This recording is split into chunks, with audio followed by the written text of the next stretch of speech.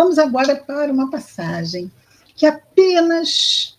aqui diz que Marcos fala também, mas Marcos fala no capítulo 16, versículos 12 e 13. Aqui vai do versículo 13 ao versículo 35. Tem história aqui, não tem? Não são versículos, são uma história que rende no detalhe.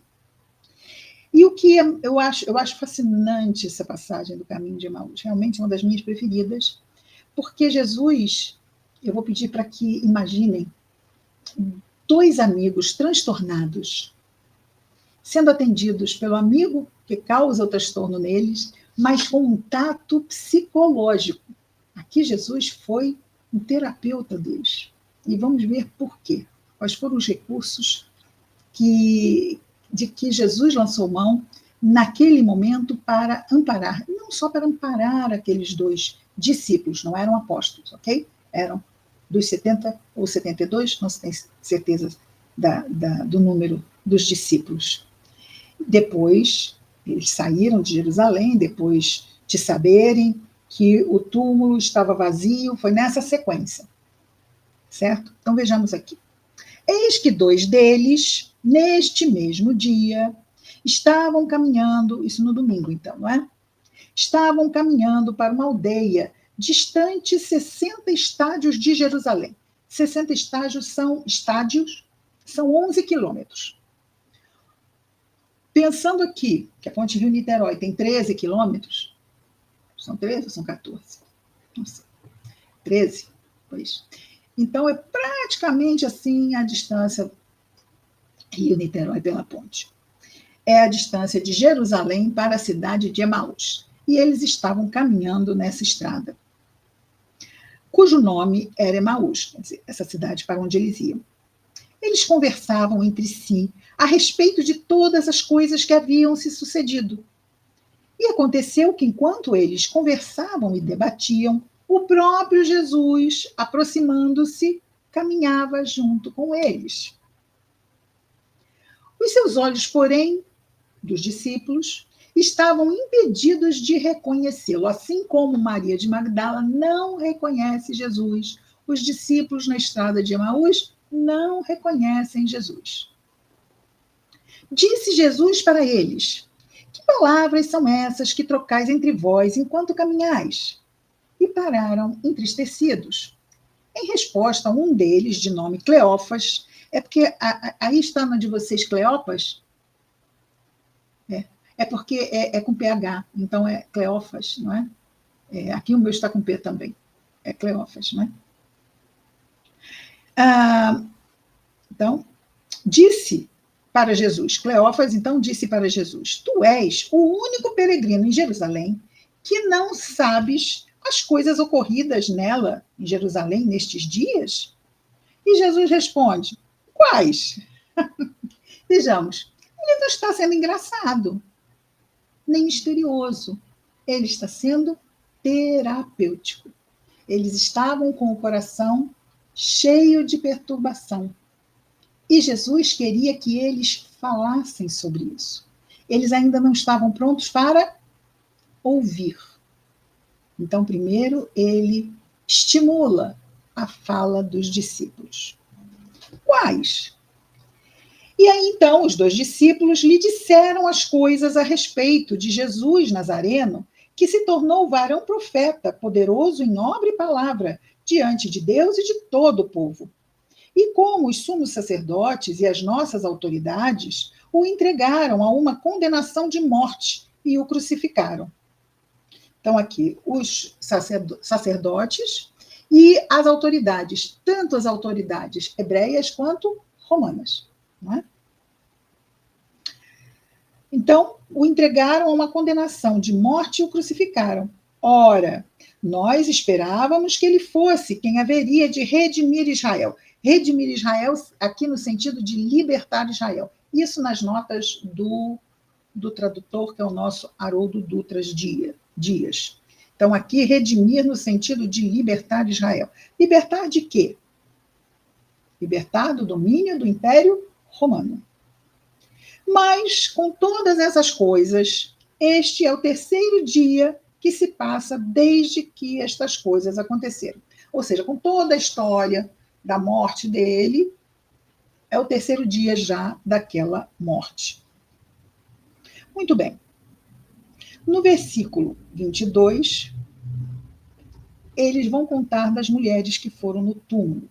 Mas também, dentre os nossos, algumas mulheres nos extasiaram, as quais estiveram de madrugada no sepulcro, e não encontrando o corpo dele, vieram dizendo terem visto também uma visão de anjos, os quais dizem que ele vive.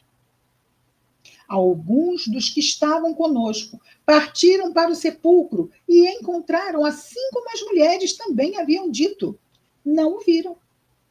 E neste momento, falaram tudo. Neste momento, então, Jesus muda. Ele era um homem que não sabia de nada, de nada. E, de repente, do nada, ele passa a saber de tudo. E ele diz: ó tolos e lentos de coração para crer em todas as coisas que falaram os profetas. Bom, o que são lentos de coração? Lentos de coração para crer nos profetas. Isso quer dizer pouca fé. Pouca fé. Lentos de coração para crerem no que disseram os profetas. E são tolos. Por quê? O próprio Jesus, como eles identificaram Jesus como um profeta. Então, não só as profecias foram lá do Antigo Testamento, como o próprio Jesus profetizou sobre ele mesmo. Mas tolos e lentos de coração para crer nas profecias. Versículo 26. Porventura, não era necessário Cristo padecer essas coisas e entrar em sua glória? Entrar em sua glória, retornar para junto do Pai. Entrar em sua glória. Ele que foi enviado por Deus e retornaria para junto de Deus. Mas ainda não havia chegado esse momento, ok? Não havia ainda chegado esse momento. Porque primeiro Jesus faria uma série de aparições. Versículo 27. O que Jesus, ele que não sabia nada, ele começou lá de Moisés a falar dessas profecias com relação ao Messias. E começando por Moisés e por todos os profetas, interpretou-lhes em todas as escrituras as coisas a respeito dele mesmo, porque Jesus é o Messias.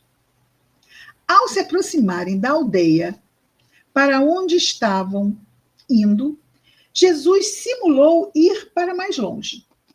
Ou seja, fez que eles foram no caminho da aldeia e Jesus fez que ia para frente. Simulou é uma palavra um tanto ou quanto forte, não é? Jesus simular. Bom, deu a entender, mas será que ele não ia mesmo? Porque simplesmente houve esse encontro, eles iam para a cidade e Jesus foi em frente. Mas o que aconteceu então? Eles o pressionaram, dizendo: permanece conosco, porque está para anoitecer e o dia já declinou. Só que esse pressionar, claro que Jesus não seria pressionado. Mas diz também o nosso Haroldo que esse pressionar é pressionar com súplicas. Como muitas vezes vemos os filhos com os pais, não é? Que pressionam pedindo. Não, olha, vem aquele tom de súplica. Então, é claro que Jesus sabia que eles fariam isso, não é? Mas vejamos, tudo acontece para que fique registrado. Quanto mais nós buscarmos, mais vamos achar. Quanto mais batermos na porta, mais a porta vai se abrir. Sendo assim, Jesus deu, vamos dizer assim, atendeu a primeira demanda. Mas é importante que nós marquemos a nossa intenção de prosseguir na busca. Ele era aquele que tinha trazido um grande esclarecimento para aqueles dois. E eles queriam ficar mais tempo com ele. E pediram para que ele seguisse com eles para a cidade. E ele concordou. Portanto, se nós precisamos de algo, é importante que nós peçamos. Porque não vai ser assim tudo. Tudo vai vindo o quê? Na medida do nosso fortalecimento na perseverança, no esforço em prosseguirmos a nossa busca. Nós não recebemos tudo da espiritualidade. Ela vai nos dando aos poucos. E essa medida do que recebemos, quem dá somos nós mesmos que damos a medida do que recebemos. Portanto, eles estavam ali solícitos, rogando a ele que entrasse na cidade com eles. Pedi e obtereis, não é? Era justo? Tudo que pedis diz em meu nome, ou seja, que seja justo, que seja bom, que será concedido. Sendo assim, eles tiveram o seu pedido concedido. E aqui me vem uma pergunta. Cleófas, isso, Luciene, exatamente. Aqui nós temos uma resposta da videira espírita. Quem foi a videira espírita que respondeu? A videira espírita Thelma respondeu a isso? A Thelma colocou aqui, não há indicação específica de quantos dias se passaram entre a traição e o suicídio. Muito bem. E aqui ela indica ainda a morte de Judas, está em Mateus, capítulo 27, versículos de 3 a 10. Viu, Martinha? A nossa Thelma roubou de você o trabalho de procurar. Desculpa. Não, mas ali não há uma indicação, não fui eu. Indicação aqui. Eu só dei o livro e o capítulo. Eu sei, amor, eu sei, estou brincando. Eu achei ótimo. Thelminha. A outra videira foi a Vanessa. A outra videira foi a Vanessa? Muito bem, ok. A Martinha está dizendo, ajudou como sempre. Muito bem, então foi a nossa Ana Vanessa e a nossa Thelminha. Obrigada, meninas. Muito bem, voltando aqui. O que eu ia falar? Que às vezes nós, assim, Cristina, mas às vezes eu peço, não é tudo que pedir em nome de Deus recebe. Eu peço coisas boas e não recebo. Tudo que for justo, não é? Se for pedido em meu nome, tudo que for justo. Às vezes não é justo que nós recebamos, não é o momento ainda, não é? Porque se estamos passando por uma prova, esta prova tem que ser vivida. Se estamos passando por uma expiação, a expiação tem que ser vivida. Quando ela terminar, pode terminar antes? Pode, o amor cobre a multidão de pecados. Mas quem pode ajuizar sobre isso é aquele para quem oramos, aquele para quem rogamos. Nós pedimos. É justo, é bom o que pedimos? Ótimo. Falamos no início sobre as preces intercessórias, para orarmos uns pelos outros. Então, estamos pedindo uma graça, pedindo a Deus. Mas existem contextos, não é? Cada um de nós está vivendo um determinado contexto. Muitas vezes, no nosso planejamento reencarnatório, nós pedimos para viver aquilo, ou o nosso ente querido pediu para viver aquilo que está vivendo, que estamos vivendo, daquela forma, sem mudanças. Então, aqui nós rogamos sem uma visão mais ampliada. Então, nós sabemos, e aí vem, para não sermos tardios de coração, no entendimento sobre isso, de que a vontade de Deus ela é sempre perfeita.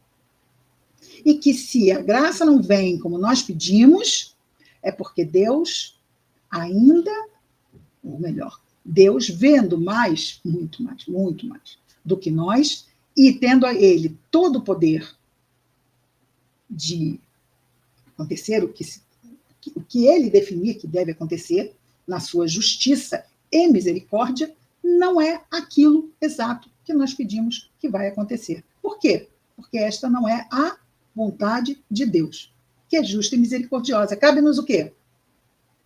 Revoltarmos-nos contra Deus? Nos desesperarmos? Confiarmos.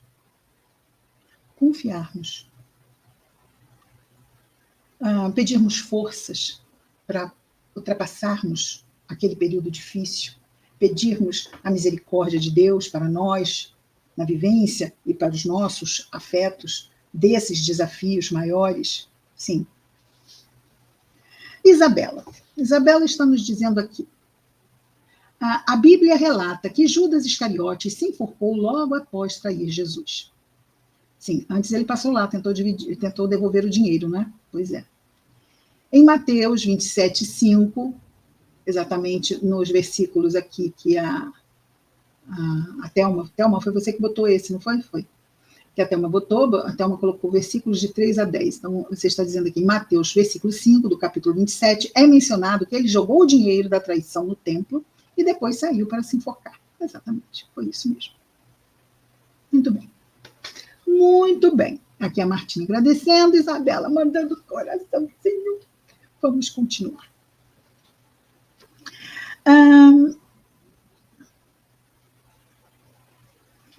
Ele, então, entrou com eles para permanecer na estalagem com eles. E sucedeu que, ao reclinar-se à mesa, vamos lembrar que ninguém se sentava à mesa à época, todos se reclinavam à mesa. Tomando o pão, abençoou, era assim que Jesus fazia, não é? Levantava o pão, abençoava o pão, e partia e dividia para os discípulos na refeição. Quando ele fez isso, ele partiu o pão, abençoou e depois de parti-lo dava a eles. Neste momento, versículo 31, seus olhos, os olhos dos dois discípulos, foram abertos e o reconheceram. E neste exato momento foi ser reconhecido e desaparecer. Naquele mesmo momento. Esse desaparecer está muito melhor descrito nas palavras de Lucas, que é: se tornou invisível a eles. E no versículo 32 continuamos. E disseram um ao outro. Isso é bastante interessante, não é? Quando às vezes não percebemos algo que percebemos depois. Ficamos assim, bem que eu estava sentindo uma coisa diferente, bem que meu coração estava acelerado, parecia que eu estava pressentindo que era aquilo. Como é que na hora eu não percebi? Já aconteceu com vocês assim? Como é que na hora eu não percebi? Estava tão claro, como é que eu não percebi? Pois é, foi isso que aconteceu com eles aqui. E disseram um ao outro: porventura, não estava nosso coração queimando em nós quando ele nos falava pelo caminho, quando nos abria as Escrituras? O que é abrir as Escrituras? Abrir as Escrituras é um tipo específico de explanação das Escrituras. Ok? Não adianta perguntar quais os outros tipos de explanação, porque isso é exatamente o que o Haroldo Dutra nos diz. Ok? Que abrir as Escrituras é um tipo de explanação das várias que aconteciam, da interpretação dos textos sagrados. Então, da forma didática, as pessoas que ouviam, vê-se ali que Jesus permaneceu mestre, não é? No seu momento de explanar sobre as Escrituras. No versículo 33, nós temos: e na mesma hora, Jesus partiu o pão, eles reconheceram, Jesus sumiu, e na mesma hora eles se levantaram e voltaram para Jerusalém. Tinham acabado de andar 11 quilômetros e voltaram os 11 quilômetros. E encontraram reunidos os 11 e os que estavam com eles, dizendo que realmente o Senhor se levantou e tornou-se visível a Simão. Isso aqui, sinceramente, eu confesso que... o de vocês está Simão também? Também está Simão? Eu tenho que colocar isto aqui para tentar entender isso depois e procurar alguém que tenha falado sobre isso. Ele tornou-se visível aos dois discípulos, não é? E vai se tornar já, sim, né? Obrigada, meninas. E vai se tornar visível logo depois dessa passagem, nós vamos ver a aparição de Jesus, não é? A eles, não é? Aos discípulos, aos apóstolos. Mas aqui ele ainda não havia aparecido a Simão, já havia, gente? Simão aqui é Pedro. Ou será que o outro discípulo se chamava Simão? Eu fiquei meio assim. Tinha Cleófas, o nome do outro, e tornou-se visível a Simão. O Senhor se levantou e tornou-se visível. Ou será que era Simão Cleófas? Não sei. Se alguém descobrir, por favor, coloque aqui. Eu não vou dizer, nem vou passar batido vou colocar aqui pesquisar. Vou pesquisar e trago aqui. E se pesquisarem também, quiserem trazer aqui, alguém me lembra semana que vem, por favor, de nós começarmos aqui com o Apareceu a Simão, ok? E eles continuam aqui, terminando no versículo 35. Eles explicaram as coisas ocorridas no caminho e como o haviam reconhecido a Jesus pelo partir do pão. Então, eu não sei de onde brotou esse Simão no texto. E não tem um númerozinho com explicação. Não tem. Vou ter que procurar depois. Vou procurar em outras Bíblias aqui em casa.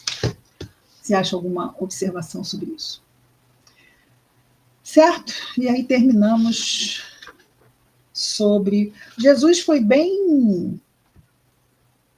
O que vocês acharam dessa forma de Jesus buscar, vamos dizer assim, ajudar esses dois discípulos? Gostaram? Difícil não gostar do que Jesus faz, né? É uma pergunta extremamente retórica. Extremamente retórica.